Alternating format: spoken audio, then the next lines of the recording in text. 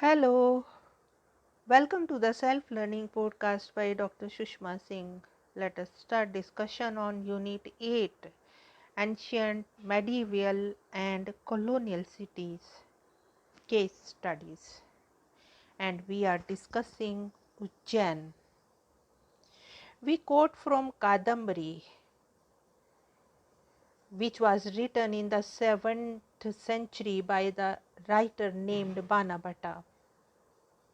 There is in the country of Avanti a city called Ujjaini, which excels in splendor the world of gods.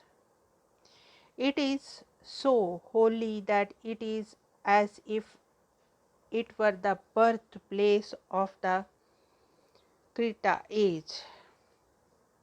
It is as if it were a second earth created suitable for residence by the divine Shiva. It is surrounded by an encircling ditch full of water. It is surrounded by a circular rampart.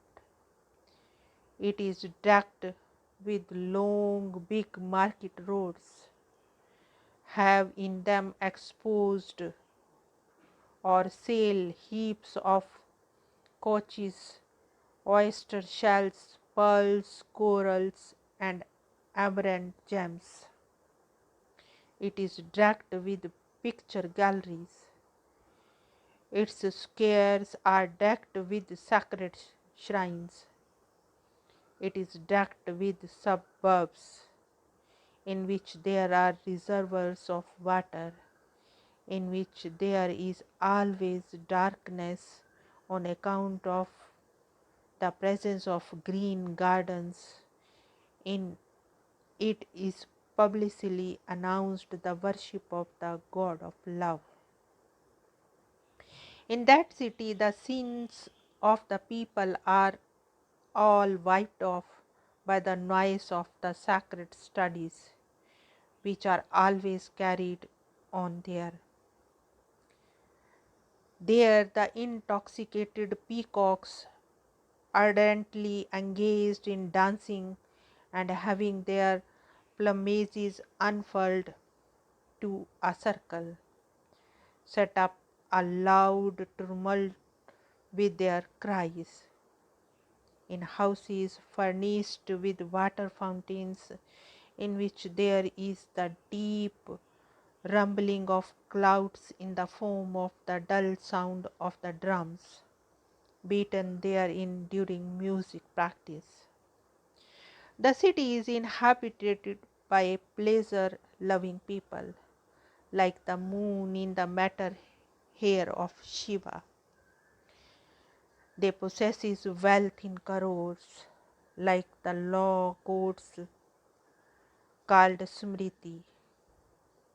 They cause to be built public halls, caravans, sarals, wells, public places for drinking water, gardens, temples, bridges, and mechanical contrivances like water wheel, etc. Like the mountain Mandara, they wear upon their persons all the choice jewels. They have a special knowledge of, that is, are experts in the chief points of all the arts. Their dress is brilliant and they learn all the dialects prevailing in all parts of the country. And they know all the alphabets. The city has large colonies of cowherds occupying all its parts in all directions.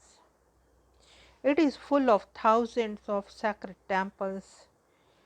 It exhibits in its gambling saloons the throws of golden dice. It gives delight to large crowds of gallants. It is charming on account of the various sports of children.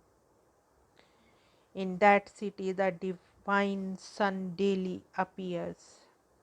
His horses turn their mouths downwards, being attracted by the very melodious sounds of the singing of ladies practicing music on the terraces of the lofty mansions. In that city, the auspicious songs sung at dawn by numerous caged parrots and starlings awakened at the close of the night are rendered vain on account of the jingling sound of the ornament of the ladies. In that city there was examination of varna, testing of color, but only in the case of gold and not of the caste of the people. Now let us move to the next point, some observations. This description begins with an architectural presentation of the city. Having described the parapet and defense of the city, the author Banabhatta takes us to the path through the market. The window shopper's description of the wealth of the city shows the power of the merchant class. This is followed by the description of the sacred shrines and suburbs watered by beautiful ponds and gardens. This architectural presentation is followed by a description of the animated world of people engaged in festivities, gambling in saloons, worshipping Mahakala and Kamadeva, engaging in chanting sacred incantations, frolicking in the waters of the river Shipra, donating money for building public halls, places for drinking water, temples, etc.